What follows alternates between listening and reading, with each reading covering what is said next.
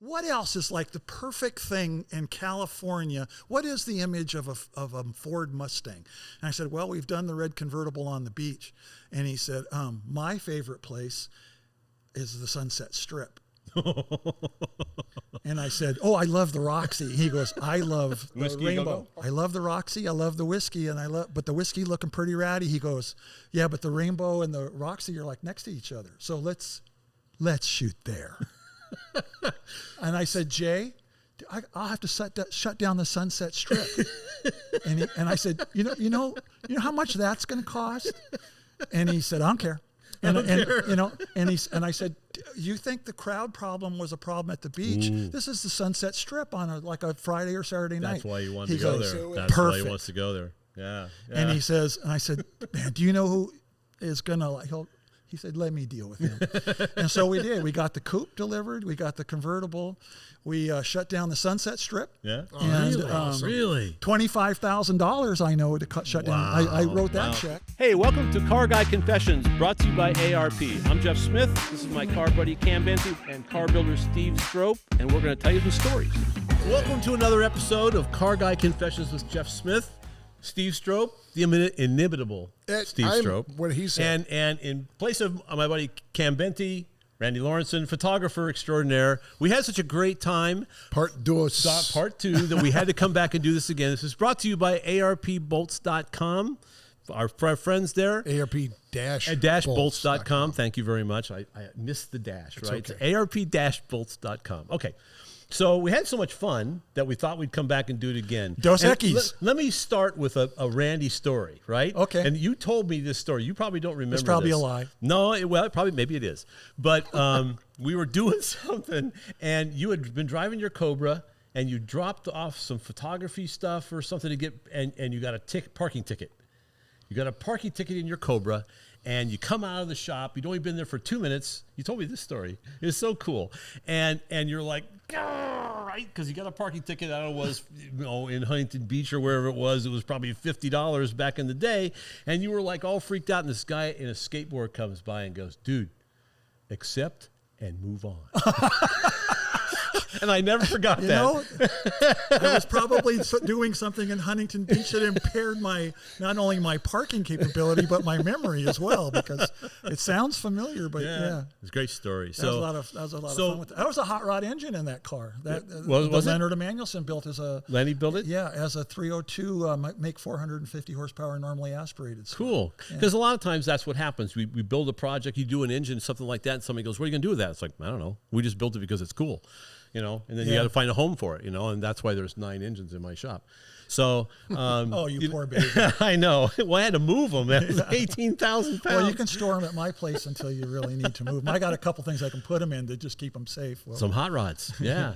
So we had so much fun. We thought we'd talk about some of these stuff again, some other stories that people, the behind the scenes stuff that people don't realize how the number of times the cops show up. Yeah. Like we did a centerfold one time. You didn't shoot this, but we had a centerfold one time with Tom McEwen's 57 funny car, the funny car, right? Mm-hmm. And the Peterson photographer, I forget now who it was, but we wanted the flames shooting out of the headers. And so we light this thing off, and McEwen says, well, the cops are going to show up, but, fire this thing off and we'll get the shot and everything, and then we'll calm them down once they get here. And no one believed because you know what it looked like. It looks like we airbrushed it. Yeah. Just because that's the way the flames look. We had to shoot probably. And they're green. Yeah, they're green, right. It was like, why are they green? Well, that's the color of the fuel, it's the nitromethane. So stuff like that was just, I had the background same exact stories. thing happen with Kenny Bernstein. And he actually made a set of headers just for the shoot for the hot rod cover that were thin wall, so they would glow red. Bright red with the green flames.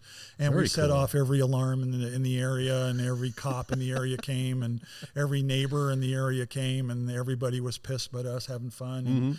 And I still have that set of headers. Really? Yeah, Kenny, Really? So hanging on the wall somewhere? Yeah, well, they're not hanging now, but I still have them. They had their moment hanging. Yeah. But what was fun, or a lot of fun then, was just being stupid enough to not know that you couldn't.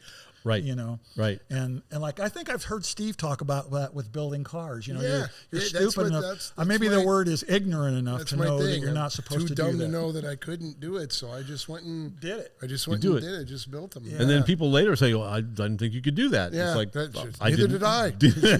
Yeah, or you know, I didn't Much know. to my I didn't surprise. know that was illegal. I didn't know that there was this thing called photo permits or Yeah. you know, liability insurance. So let's talk a little bit about Or because noise oftentimes, pollution. oftentimes people don't know the setup behind the photo, and a lot of times because photographers know this, you know, I won't call myself a photographer. I just take pictures, but early morning light or late evening light, and then trying to shoot a black car. That's my favorite. Yeah, That is yeah. sweet light, So, by the way. which is after the sun goes down, right? Right.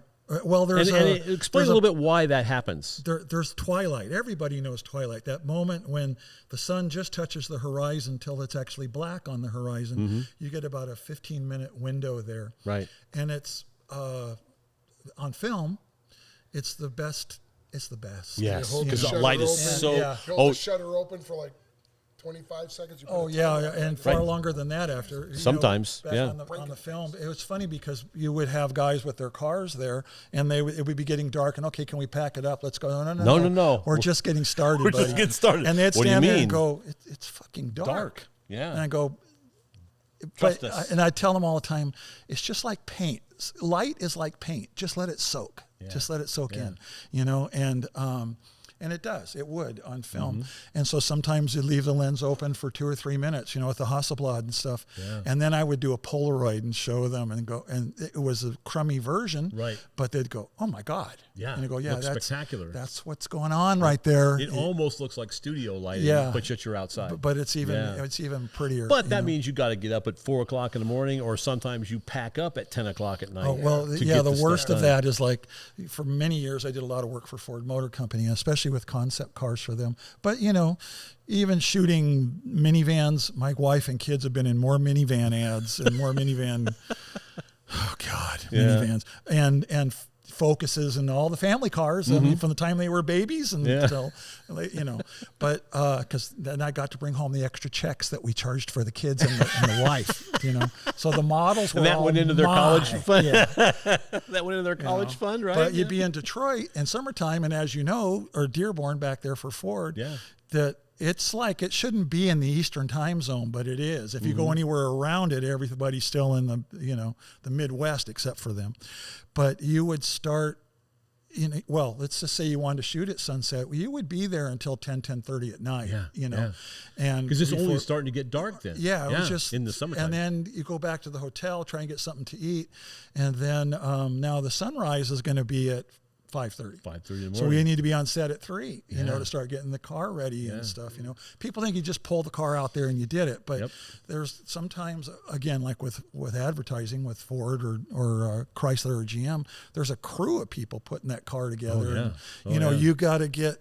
The valve stem is always at 6 o'clock, and the brand name of the tire, especially if they're raised white letter, better be going from 10 to 2. Right. If you don't, you take the vehicle back and you get the tires remounted, you know, and things like that. And we would run, obviously this is before Photoshop, but we would run black tape around the bead welds of everything and then hang black velvet underneath and the undercarriage. So it was always smooth. There's nothing, no crap hanging underneath an Explorer. Right. You know. Right. Of course not. They just have tires that do funny things. But I got to go watch that go on too. But they were long days. They were very long days. But they paid for it. Yeah. You know. Yeah, and they paid. The OEs paid really well. They paid well. Yeah. You know. So it was like, okay, now if I had to do that now, you know, I'd either have to really get paid a lot, or because they'd probably kill me now. You know? But exactly. Again, at the time, But we were doing it, and you were enjoying. We were enjoying the life. hell out It was of like, who gets a chance to do this? Yeah, You know? yeah. You know, like another, you know, good friend that's gone now with Fat Jack. When I first met Fat Jack, the first time I ever shot one, I was going to shoot one of his cars. I wanted to shoot one of his cars, this black 36 Ford sedan that he built. His cars were unlike anybody's, just slammed, and the way that he could make a car look. Yep. And I approached him and said, hey, you know, this is what I do. I've been shooting some stuff for Hot Rod Magazine. And he's like, yeah, sure you did. And you know what Jack was like? Yeah. Oh, yeah. It wasn't just, yeah, sure you did. There was about 14 four-letter words in that sentence. In between those. Yeah. Yeah, exactly. And I said, no, seriously. And then this buddy was with me. He said, no, Jack, he's shot some stuff for Hot Rod. And Jack just goes, yeah, fuck you. Gray Baskerville shoots all my cars. That's what he said to me. It's like, okay, well. Okay. That's the end of that. But I ended up shooting a lot of stuff with Jack over the years. In fact, the Fat Attack cover, which I didn't shoot, Jim Brown shot, that I was always pissed at the time. Yeah. That's a great, That's a great cover. That And I was- was so bummed that I didn't get to do it at the time. You know? Because that was right at the same time that they started doing the really fast cars, the 57 Chevys and stuff, and that whole the thing with nostalgia Top racing Sportsman and all that kind of stuff. It was Yeah, really big. and that car, that 46 Ford Jack had built was badass. Yeah, it running in was. the 10s, It was you know, and fast. Yeah. It was a badass car. Back when the 10s was fast. Yeah, You know, back yeah. then. Now it's like, pff, you know. Yeah. Well, yeah. Well, when we were doing covers, brand new how cars to are build quicker than that now. 400 horsepower. Right. You know, and it's like, well, yeah, you know. So we'd like to introduce you to a new sponsor of ours. This is InTheGarageMedia.com. Some friends of ours that were in the print magazine business before and now started their own books. We got All Chevy Performance, Classic Truck Performance, and Modern Rotting. Yeah, these are awesome books. They've got lots of educational and entertainment things in them, and they're even good enough quality to include Steve Strope quality vehicles. Maybe. He's We'll working see if up I'm to it. allowed in there. That's right. I don't know. So in the Garage Media, InTheGarageMedia.com. Check them out. Check them out. Get your subscription, sit and read it. And with ARP, it's not just a lot of intake manifolds, studs for heads, but they also have a humongous selection of American and metric that we use all throughout the car, even large bolts that we use on the suspension components, because you want that same strength, that same durability and reliability, plus the beautiful looks. And stuff outside the catalog. Right, they have a special order program where if you're a builder and you need some special stuff made, they can do that for you. So it's an amazing company to work with. So check them out at arp-bolts.com or check out their catalog. You'll find everything you're looking for. And my Corolla's got 400 horsepower. Yeah, four But- cylinders make 400.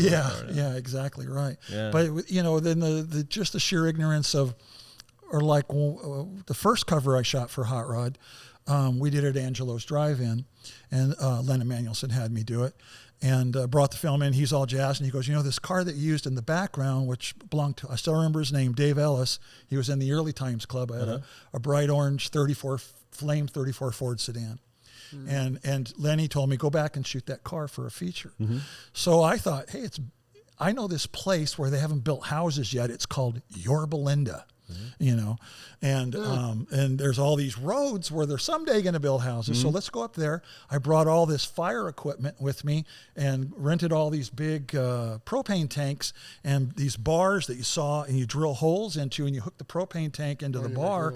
Then you turn on the propane and you throw a match and you run like hell, and boom, and you can get a flame, you know, as high as these racks. It looks bitchin' for like maybe 30 seconds to a minute, and then the propane tank Runs freezes. out. Yeah. Oh, it freezes. It because freezes it's solid. Dumping so fast and it's condensing. And it won't, and then you got to wait for the damn thing to thaw out and do it again.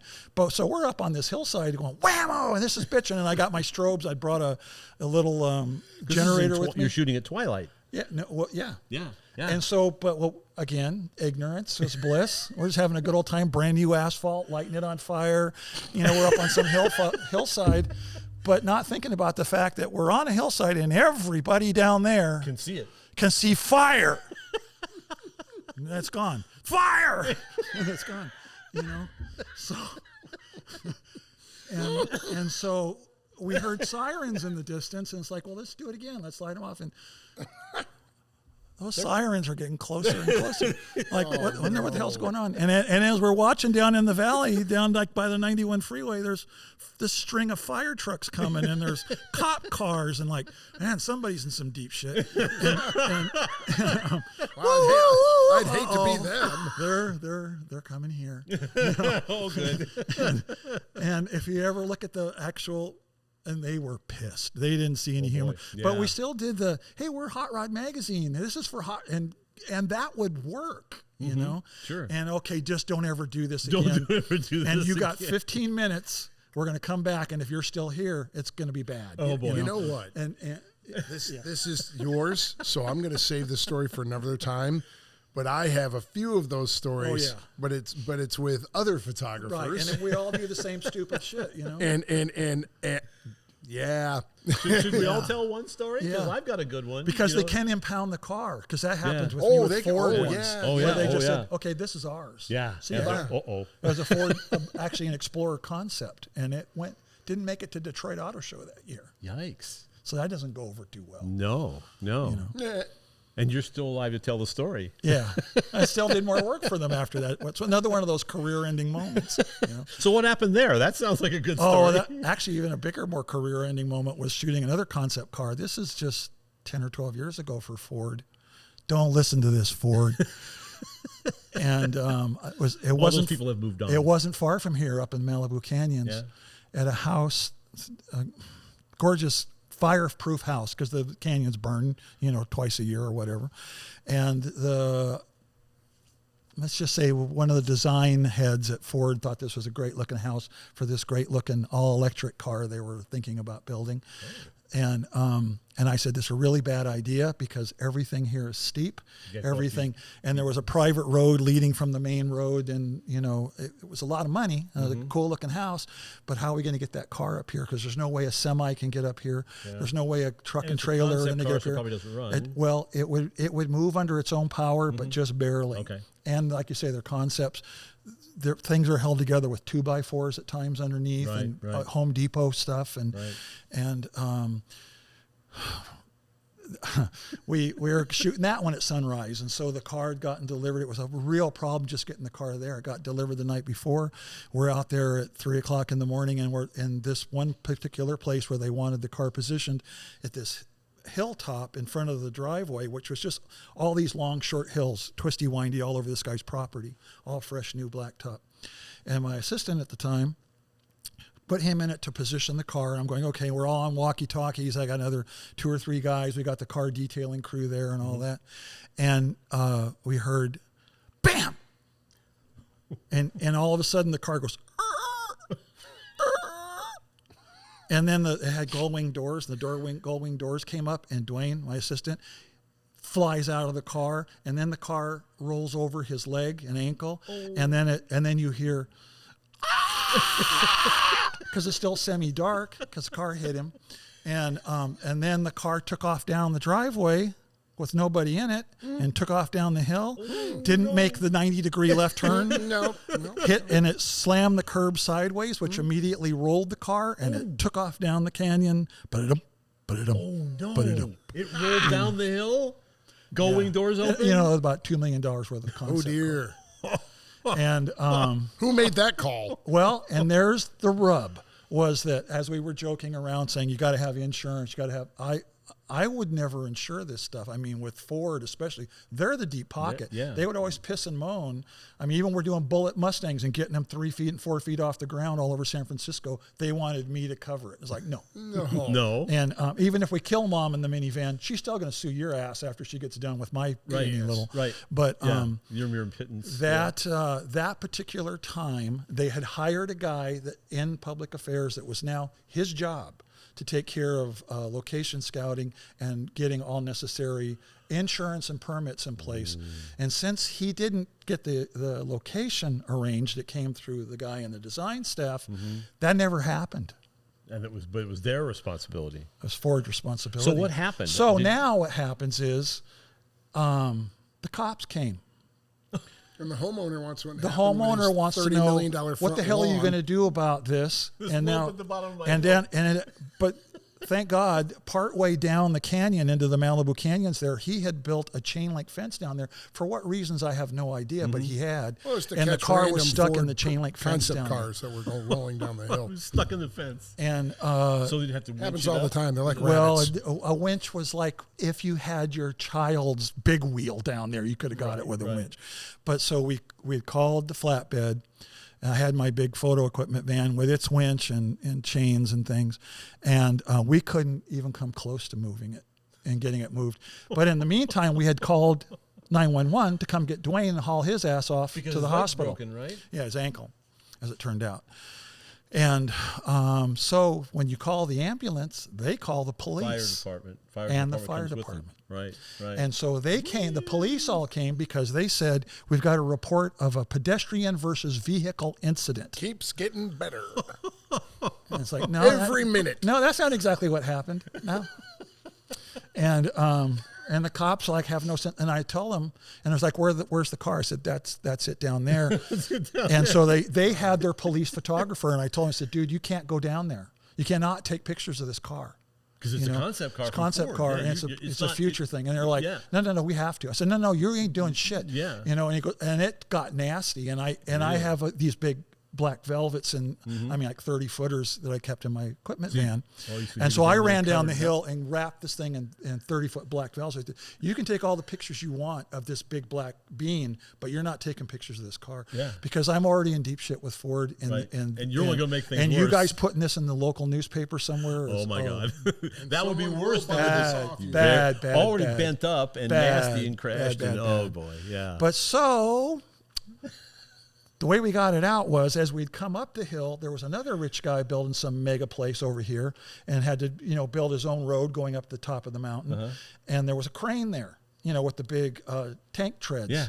So we went over and talked to that guy and said, hey, can we give you $1,000? Would you drive that thing over to this guy's property and winch this? And he's like, oh, hell yeah. So he thought it'd be fun. So he drives this thing a mile or a mile and a half through the canyons there and drives up this guy's driveway, comes up there. So we have... This is all normal. This is what happens. Happens every day in Southern California. This is what happens back in Appalachian. Let me we tell had you. a flatbed, rollback with a winch, my van with a winch, and then this crane. So we put our two trucks out like this so that the thing would come straight, and then the guy with the crane, we put straps down to the car so he could lift it rather than dragging it, and we could keep it straight as it came up the hill. So like loading it onto a ship. So yeah, sort of. Exactly. Except there's no ship. We did, and we got it up there, and they end up, and in the meantime, I'm calling Detroit, and they're like, oh, shit. And the head of public relations at that time, who was still there, and she says, but you did get the insurance. I said, no. You told me not to. Yeah. You said, so-and-so. We'll handle it. Oh, shit. Well, anyway, it all comes to a fruition when the car's finally gone, the trucks are all gone, and then we look at what the tank treads did to the driveway, to this guy's private road and driveway. I was wondering about that when you mentioned that. Not to mention the asphalt down there on the public road that led up through the canyon. It was like, oh no. This is so. I remember them at one point saying the first estimate we've got is $750,000 in asphalt. Man. But I still did more work for Ford after that. You were not persona non grata after that, huh? Yeah. So what predicated him bailing out of the car? Something broke? Again, Home Depot, when we got down there and looked underneath it, now the bottom of the car was up against the chain link. So I got around underneath and looked under, like, what the hell happened? They use these little Heim joints like that you might buy to operate your blinds at Home Depot to hold everything underneath that car together. And there were 2x4 studs for suspension. Oh, jeez. And quality. Well, it's just a roll it out there and let people go ooh and ah at the car shows. Right. It wasn't supposed to. And that one actually had operating doors and a place for a person to sit. A lot of them don't have that. Yeah. And it was broken Heim joints. That's what the pop was when the first Heim joint broke. That broke. And then we heard pop, and then everything and failed then after that. that. Then it yanked the brake lines out, and then the car took off. You never had anything like that happen to you, have you? Not that. No, I can say that didn't happen. Wow. Yeah. That's awesome. Yeah. So one of the things I like to do is always assemble an engine with ARP bolts, and it's not just because they're sponsors, but because it really does work. And the stuff is fantastic. I never have to worry about it. Steve, you building cars too? Yeah, actually, it's part of my baseline design plan when I'm building a car that's going to be shown or featured in a magazine. It's part of the plan to have that little bit of diamonds all over the engine bay or in the suspension. Yeah, the stuff is beautiful. I remember a long time ago, I built the first time I ever touched it, 69 Z28. All of the water jacket holes had stripped out, and I learned about ARP studs. So check them out at arp-bolts.com or check out their catalog. You'll find everything you're looking for. We'd like to thank one of our main sponsors has been with us for a long time, Alden American Shocks. They make a coilover shock that is very impressive. You have them on your Chevelle. I got a set on my Chevelle that we did a little Just Garage video. And very cool looking. I mean, with the chrome exterior, they're excellent looking. And you can get them different finishes as well. And single and double adjustables. The adjustability, that's what I was just going to say, is the key ingredient here, because you've got something that can be tuned to improve the suspension and ride for that. And ride quality. And ride height. So very simple. Yeah, you can also adjust ride height. Yeah, exactly. All very good. Any coilover. But anyway, so go take a look at aldenamerican.com, and if you use the code CarGuy10, you'll get 10% off. Yeah, that's even better. Even better. Yeah. See, it pays to watch the show. The closest we ever got one time at a cover shoot, we were in the San Fernando Valley, not far from my house, and Scott Sullivan was there with the Cheese Whiz, and Pontiac let us have this shark nose something, I forget what it was. Some I kind of remember what you're talking about. Yeah. The Banshee. Yep. And so we had this thing. It was at a burger place on the corner. I know big intersection. Big intersection. Oh, the photo. With Kevin Doyle sitting in the. Oh my God! There's name dropping. So we're setting this whole thing up, and of course we're causing a major traffic jam, and because people are evening on, because we've got lights and everything, and people and wild ass cars, and this Banshee, which is just something no one had ever seen before. Kevin has a mustache. And and so the cars are here facing out, and the intersection is out here, and all of a sudden we're still trying to set this whole thing out. So we have this bam. Oh, You wow. turn around, and this guy in a big BMW sedan was like, "Oh, boom!" and center punches some car in the intersection. And of course, tacos the whole front end of the car, and the radiator, steams up, and classic deal. And I've got a guy story. 3-piece suit comes out, just pissed, and comes run over us, and he's like, "Rah!" and I looked at Scott and said, if he gets within 5 feet of this car, we're going to take him down, because he's coming. He's like, and I said, dude, that's good, and that's right there. Who's in charge here? I am. And he goes, you caused an accident. I said, no, dumbass, you did, and you got about 5 seconds to get off private property here because you're trespassing. And he looked at me, and I was like, I'm not kidding. I looked at one of my people, right, and said, Jeff has people. Get the cops on the phone, and the guy didn't know what to do. He was like stuck there. It's like, it's time for you to go. And he was like, I was like, I really didn't think that was going to work, but it did, Do you remember Mike Johnson? Oh, yeah, Big Mike Johnson. Yeah, Big Mike. Giant guy. Everybody that wanted to just piss him off a little bit called him Big Mike. Mike. But Leonard Emanuelson, who was his boss, called him Whale Body. Whale Body. He's a big boy. Yeah. And to this day, great, real quick, Mike Johnson's story. So we go to his shop, and we're doing stuff with him at various times. There's nothing quick with Jeff. Yeah, well, there is, but it is. And on his toolbox was one of those plastic, recessed. They're this tall. The letters are about that tall, and it just said "large primates."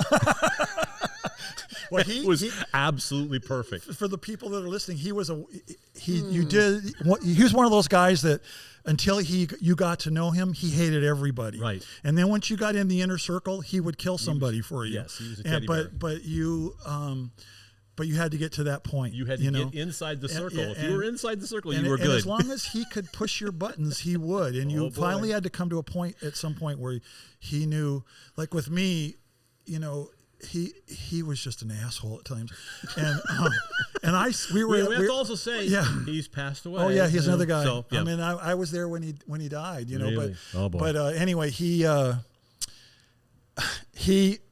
was eating. And I said with him and Leonard Emanuelson. You don't want to we were eating tacos, and I said, Mike, you should warn people to wear OSHA-approved eyewear if they're going to have to sit at a small table with you when you eat. And that was like whatever else I'd said to him that day. He's like, done. And he just, And I said, and I finally had it with him, and he'd had it with me. And he said, I'm just going to rip your head off, and I'm going to piss down your neck, and all the things he's going to do to me. Right. I said, go ahead, because I'm sick of it. And then I was like, okay. Then it was fine. Then it was the cool. guy. You're part of the crew. You're part of the crew. But so we carried him around with us, especially into the Motor Trend years when we were doing all these big advertising inserts that we're producing for Ford with 16 or 20 or 24 page advertising with Ford, and we did it with GM and Chrysler and Jeep, and they were just huge money makers for Peterson, for the company. And Mike would be the car wrangler. He was the project car builder at Hot Rod and at Cartcraft for many, many years. Yep. And he knew his stuff, man. And he was always getting arrested street racing out in the valley with his Vega. That's another story. Big block Vega. But But we were on a big shoot one time in San Francisco. My name is on a plaque, or it used to be, on Fort Point Pier. You know, the big fort that's underneath the Golden Gate Bridge, for major donors to the restoration of the fort. Yeah. It's in bronze, and then there's some names like Weyerhaeuser in real big letters, and down the bottom in smaller, I just said Randy Lorentzen. And it was because we used to shoot there so often and in that area so often that they didn't have a set dollar amount you had to use as a location fee. Okay. So they would ask for donations. Oh, and so you were shot so often. It ain't my money. And it was always under your name. Yeah, it ain't my money. So your name's on the flag. So, okay, yeah, we want to funny. use the Fort Point Pier, and we want it to be ours and ours alone, which is like this pier from the late 1800s that's down there. And so here's $5,000. Is that cool? Oh, yeah, that's... Sure. You know, it's not my money. I'm going to charge Pearson, and Pearson's going to charge Chrysler anyway, so who cares? You know? That will probably turn into $15,000. So I turned into major This is why donor. your minivan was so we're damn down expensive. We're Randy shooting Lorentzen's these there. freaking Chryslers down on the pier, which is still there. Really cool. It's like the one place in San Francisco where you can shoot and see the entire bridge in one shot. Wow. It's beautiful. And it's all these huge, like 12 by 12 and 14 by 12 timbers from the late 1800s. Wow. And it's flat. There's no railing. There's no nothing. So it's a great place to shoot. And we had a crane. We had a 30-foot light box hanging over the car, this black Chrysler. Wow. With the city lights, twilight going on, the whole thing, shooting, in large format. And the Golden Gate Bridge and the cars zooming by. And we're, again, all day long getting set up, a big crew of people. Len Emanuelson's there and Wellbody. And we're just about ready to shoot, and everybody's pretty well sees that there's something going on. You know, it's pretty damn obvious something going on. And most of the time they always come over and go, "What kind of commercial are you shooting, or what TV show is this going to be on, or whatever?" You know, and then or can you tint my windows, because it has stuff over the windows. We got that one 10,000 times. You know, and do you guys do window tinting right now? Does it fucking look like we're tinting windows? You know, but so anyway, this guy comes down, walking down the pier. Things are just perfect. We'd done our Polaroids. This dude walks down the pier, pretty good-sized guy, and he walks over and he sits like I'm looking here at the front three-quarter of this black Chrysler, and he sits just far enough ahead of it behind him, or so that I can see him, and sits down on the pier and puts his legs over the side of the pier, sets down his tackle box. He's going to start fishing. Flings out his line. In the middle of your shoot. It's like... Come on. I mean, and everybody else sees that, this is all blocked off. And so I walk over and I go tap, tap, tap on his shoulder. I said, "Sir, you may not have noticed, but this 30-foot light box and all these generators powering these lights and this crane that's here, we're doing this photo shoot for Chrysler, and you can't sit here." Bullshit, it's a public pier. Oh. And I said, "Yeah, we no, already know not right now. It I isn't." said, "Tonight it's not. I paid $5,000 to use it, and it's sort of ours for the night. And I'd really appreciate. All you have to do is if you could just scoot down about 10 or 15 feet that way, or go down to the other end of the pier. Yeah. We won't see you, So and you there's can no still problem." use the And he pier? turned around and he goes like this, "Fuck you." Wow. And so I walked back over, and Mike Johnson. Wellbody and Large primates. Yeah, and Len Emanuelson are standing by the camera, and he goes, "Did he just say fuck you?" And I said, Mike was our enforcer. Right. He was security. Yeah, he was security. "Can you go talk to that guy? Get his ass out of here." And Mike walked up behind him, and he just kind of softly and quietly walks up behind him, and he taps the guy on the shoulder, and the guy turns around and he goes, You know, instantly like, uh-oh. Not the same guy. And Mike, Not the Mike, same guy. Mike goes, Not the same guy. he goes, listen, and listen really good. He goes, you got two choices. He said, you can walk your ass off this pier or you can fucking swim back, but you're not going to be on this pier. Like that. And the guy picks up his tackle box. Moved by 20 He feet walked that way. off the pier and never saw him again. Yeah, it's like, awesome. Great. Bitchin' Mike. Thank you, Mike. Yeah. That's when you need the large guys. Yeah, just the intimidation factor. So I have a story. If I have to check in with the unseen. Do we got time for a short story? Yes. Mediumly short story. Yes. So my story includes photographers and fire trucks and police cars and no permits whatsoever and a car wreck and a centerfold shot. All in one whack. All right. So we had this little orange Nova called the Z28 Nova. So I did a Nova like if General Motors would have allowed a Z28 option package on the Nova. I shot that car. You did shoot that car, but we shot up on the bridge and see. You did not do that shoot though. No. So Wes came up to shoot that. Wes Allison. Right, and there's this. Wow, I'm gonna just get myself in trouble.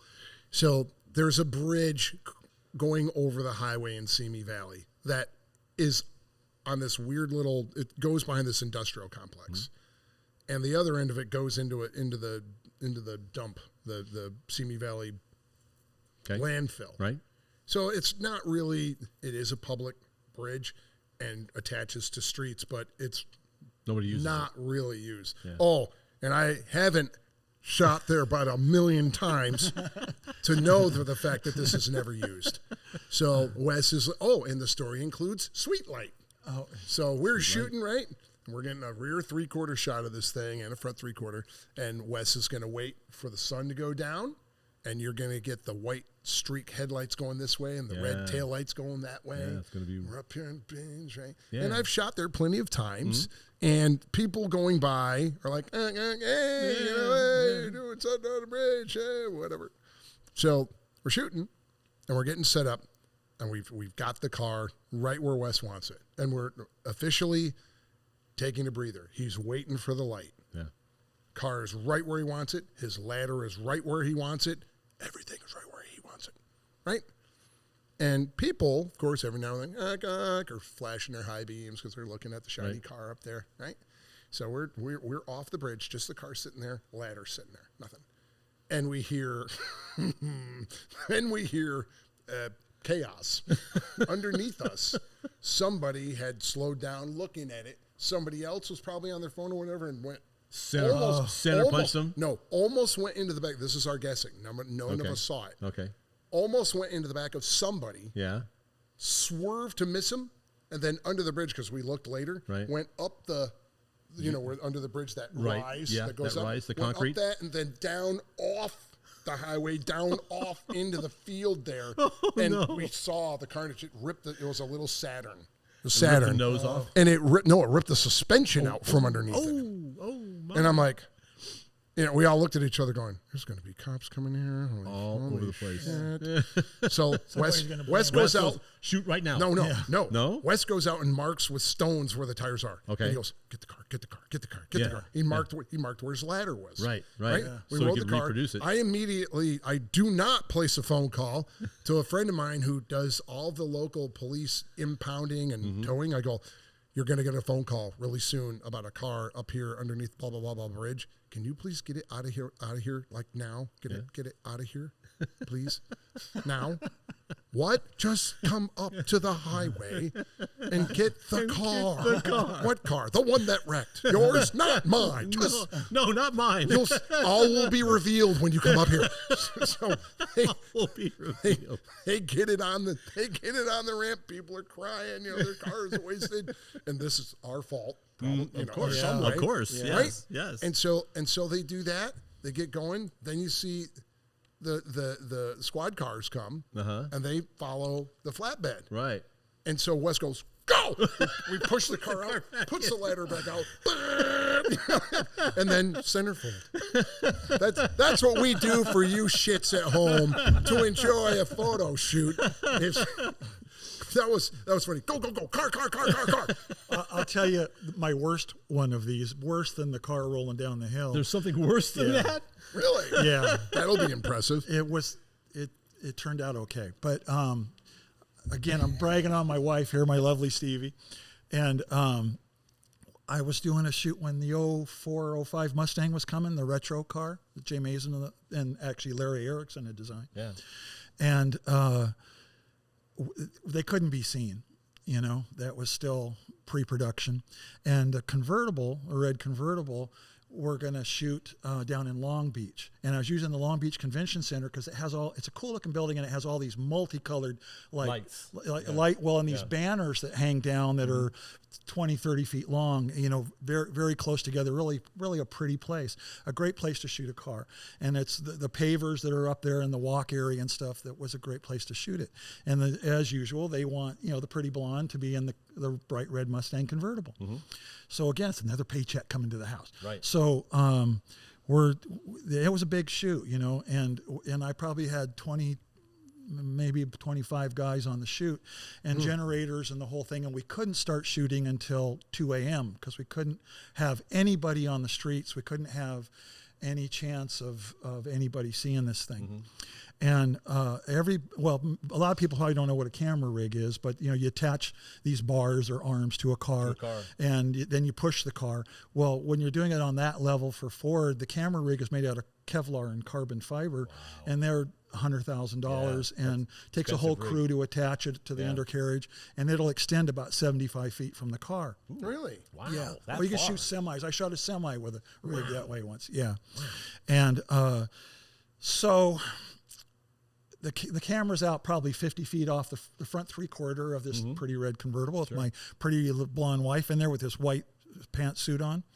And what you do is you do long exposure, 5, 6, 7 seconds long, and there's 2 or 3 guys down on their heels pushing the car behind. So the camera and the car and everything move together, and so the background gets blurred. Looks like you're going 80 miles an hour, and actually you were going walking speed. And so we're doing this whole setup. And we had to light it all. So we had all kinds of lights and big generators, like a minor movie set looking thing going on out there. And because of the previous experience there with that I no longer tolerated $2 million liability policies. I demanded they get at least $5 million liability policy. And Ford did.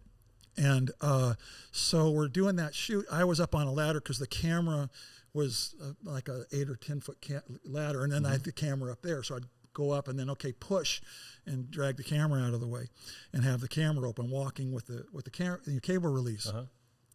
So one of the times we're doing this, and now it's 3 o'clock in the whatever it was in the morning, and I heard this big bam, and then the sound of breaking glass. Oh no! And I thought, what the hell? And I look over in the darkness over here, past one of the generators, and we got these big cables running from these big tag-along generators, and there's a guy laying on the ground like this. Oh. And it's like, oh shit! And then another guy that's like ready to pull his hair out, freaking out, kind of running the length of his body back and forth. And so I ran over there, and there's blood coming from this guy. Okay. Nice. And I thought, oh my God, this guy tripped over the cables walking onto our set. He's done a header. And what made it look worse, especially in the darkness, was the breaking glass was they had been out partying, and they're in their mid 40s or something at the time, and a couple well-dressed guys, and gone to some wine tasting thing, and he had a bag full of all these bottles of red wine that had broken, and now there's red wine everywhere too. But he is bleeding, And so I screamed to everybody, this guy, we got to, and so everybody comes running. And for whatever reasons, I still don't know, I looked at my watch, and I was screaming at, you call 911, you call the fire department, you call, just screaming at everybody, call the police department, wherever you can call, everybody call, we need help. And we rolled the guy over, and myself and this other guy, and the guy does this. And then he starts flopping like a fish, and he turned as blue as the sky, and his eyes rolled back in his head, and he went,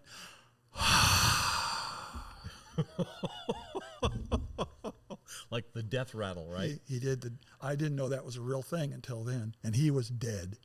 No, And, really? Yes. And so Stevie, now that everybody's running, He was dead. he's dead. Holy you know, crap. and so she comes running, you know, and she's like, "What's going on? Get out of my way!" And she pushes us all back. Before I'd met her, she'd been an airline stewardess or flight attendant. Teach him she CPR. knew everything about CPR and CPR. mouth to mouth. And she jumps on this guy's chest and starts yells pumping. at this guy, "Let go of his head! Right. Pull his tongue back!" And she goes bam on his chest, and you heard his sternum break. You know, and that's what you're supposed to do.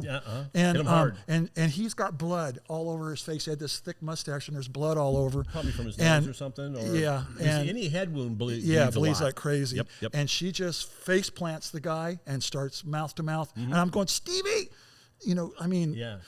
because But everything she was goes through trained. your head, you know, Right. but thinking, what might this guy have? You know, and Yeah, you're getting his blood in your mouth, and Sure. and we're in Long Beach, and we're, you know, all these things, and our kids are little, and I even yelled at her, "Think about the kids," Yeah. and she just wouldn't hear it, Yeah. and she's pumping and pumping and pumping, and now in the meantime, we've all been making calls, and finally these fire trucks come flying up, and these guys get out of the fire trucks with all their medical kit, and there's 10 or 12 of them. They walk up the stairs like, hey, they're going grocery shopping. Yeah. You know, no hurry, no rush. hurry.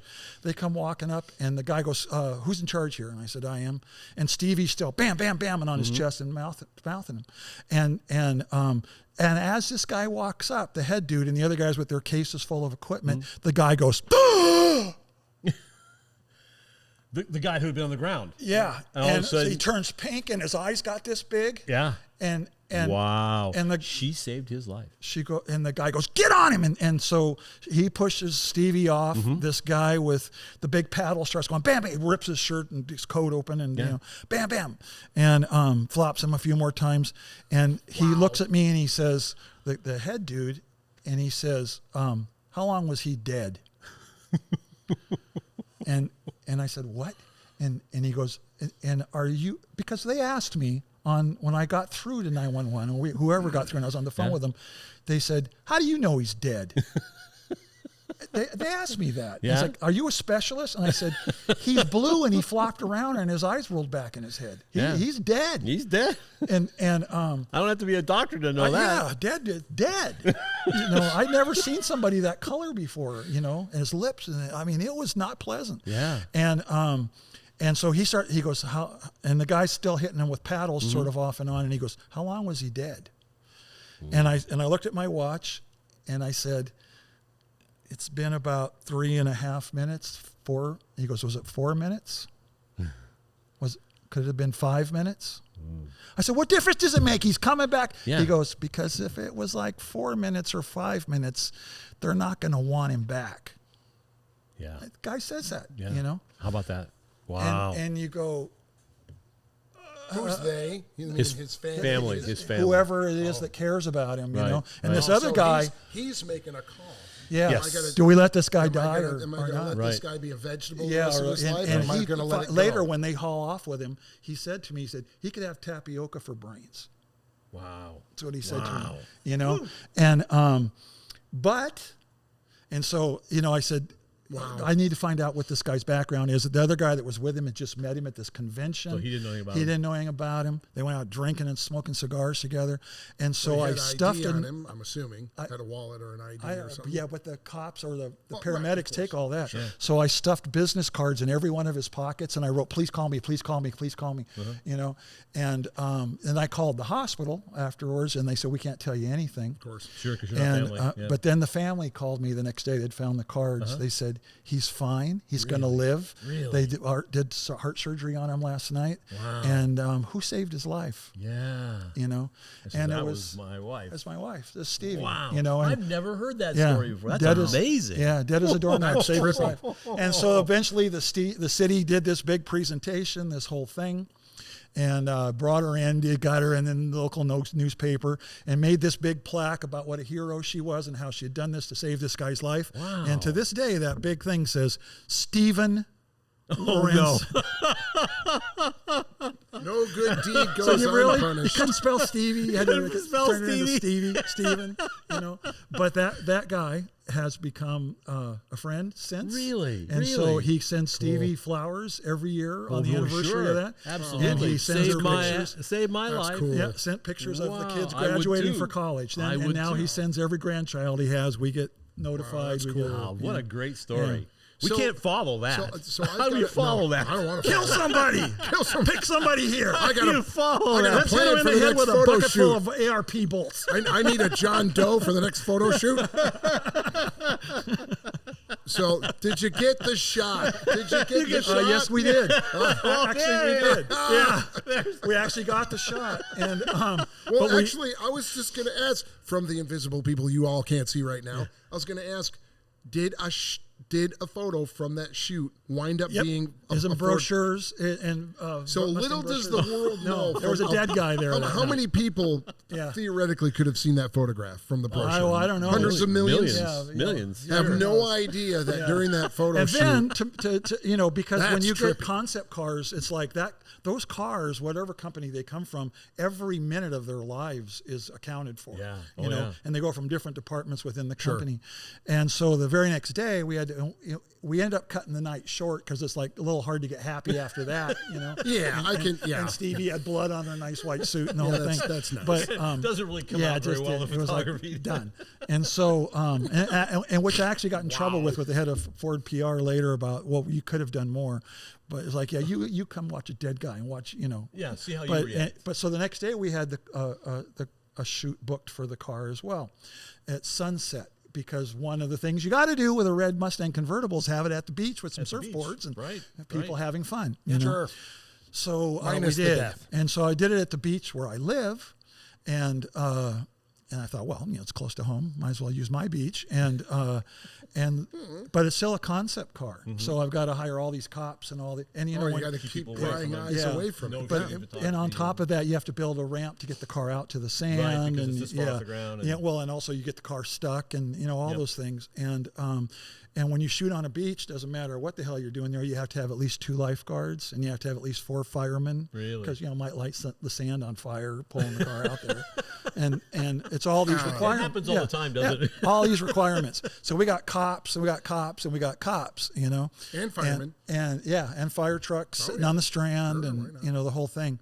Well, and then so we get it all set up. Everybody figured out where they're going to go. It's right at sun hasn't quite set. It's beautiful. The big you know what? golden light. This time, whoever might die is safe because No. we've got firemen Yeah, and cops well, there. yeah. So. So, of course, nothing's going to happen now. So now what happens is it's all beautiful and pretty and nice, and here's the golden light coming across the car and coming across the sand, and this guy comes jogging down the beach. Perfect. Just da-da-da-da-da-da. It's like I can't have him in my background, so okay, let's just let him go by. Well, as he's going by, he runs up towards the Mustang, pulls out one of those old Kodak throwaway cameras, and goes click, click, click, click, click, click, click, click, click, click, click, and keeps running. Keeps running. It's like, fucking shit. And I yelled to the cops, get that guy! And the cops are in their cop uniforms with their black outfits and their big cop boots. Right. This And- guy's in barefoot in his trunks, and Right. poof, And they see the and cops running, he just- he's gone. And up the and I don't know if you know, to this day I know her because of this incident, but Brenda Pretty. And she was like one of the biggest spy photographers going. That was her? For many, many years. She had a website where she would buy everybody's spy photography. And so this guy saw us doing this. He knew where he could sell it. And before we had done our photo shoot, those she photos. had the photos. Oh, dude. Oh, And so man. the Did she next- hold him ransom for Ford? So the next day, no, I get a call again from this same guy that, thank God he's no longer there, at Ford. That was the head of public relations at the time, and he's madder than shit. Mr. Oh, boy. Lorentzen, we seem to have more problems with you. We have cars rolling down hills. We have deaths. Yeah, he we said, have- I'm not this sure is why a we use concept. you. This is supposed to be unseen until the Detroit Auto Show, and yada yada yada. And he says, put that genie back in the bottle. You call her, you threaten her with the Ford Motor Company, and you get that taken care of now. And he was mad. So I do. And then she calls Ford Motor Company and says, "This guy's threatening me, and I have 2 little children I'm trying to raise. I'm trying to do this." And and somebody else that she talks to at Ford thinks, now I'm this total ass because I tore into this one. Right. And in the meantime, now the photos are everywhere on the World Wide Web. So she's already put it out. She's already put it out. And so I'm getting a call from everybody within JWT with J. Walter Thompson, the advertising people, the public affairs people. They're all like, what the hell? And I asked them, has anybody here told Jay Mays, the head of Ford Design, that this has happened? I'm not calling him. I'm not calling him. All of them. I'm not telling him. So I called Jay. I said, Jay, you're going to hear this soon enough, but nobody's got the balls to tell you this. You manned up. Right. Yeah. But this is what happened, and we did everything we could have, and it's happened. And there's this silence on the end of the phone, and then Jay goes, "Bitchin'," like that. I said, "What?" And he goes, "Randy, it just increases the buzz." Well, yeah. And I said, "What?" And I said, well, I almost said his name, the guy that was so bad. And he says, screw him. And he goes, because that car's back to being mine now. Comes back to my department. There's his getting department. Ready for the show. Because and people need to understand that in Detroit, within each car company are these fiefdoms, and they are horrendously protective of their fiefdoms. You think Peterson was bad? Ford was Peterson was bad enough. Yeah, but he says, how pissed was he? And I told him I was yelling, and he told me to threaten her with lawsuits. And he goes, "This is great. This is wonderful because now everybody's going to want to see that Mustang." And Jay's all jazzed about it. He goes, "In fact, the car's mine now, so keep it." And I said, "Really?" And he goes, "You want to shoot some more?" And I said, "Sure." And he goes, "What else is like the perfect thing in California? What is the image of a Ford Mustang?" And I said, "Well, we've done the red convertible on the beach." And he said, "My favorite place is the Sunset Strip." And I said, "Oh, I love the Roxy." He goes, "I love the what's Whiskey? it called? The Whiskey Rainbow." Oh, the Rainbow. Okay. And I said, "Really?" And I said, "Well, I love the Roxy, I love the whiskey, but the whiskey looking pretty ratty." He goes, "Yeah, but the Rainbow and the Roxy are like next to each other. So let's shoot there." And I said, "Jay, I'll have to shut down the Sunset Strip." And I said, you know how much that's going to cost?" And he said, "I don't care." And I said, "You think the crowd problem was a problem at the beach? Ooh. This is the Sunset Strip on a Friday or Saturday night." That's why you wanted to go there. That's why he wants to go there. Yeah. And he says, and I said, "Man, do you know who is gonna like?" He said, "Let me deal with him." And so we did. We got the coupe delivered. We got the convertible. We shut down the Sunset Strip. Yeah. And, really? $25,000 I know to shut down. I wrote that check. Because Peterson's building what used to be on 8490 it was just a little ways, Sunset right down the street from Peterson. There are probably 100 more stories. Oh, God. We got to go. That's awesome. But we want to thank our friends ARP-bolts.com for sponsoring us. We can't do it without them. Can't do it without them. Sorry for talking your ears off. No, man. Awesome. I had not heard the story, but it turned out good. Photography is an adventure. Oh, boy. Yeah. So thanks for staying with us. We've had some great stories. We're going to do more of this kind of stuff, so stick with us.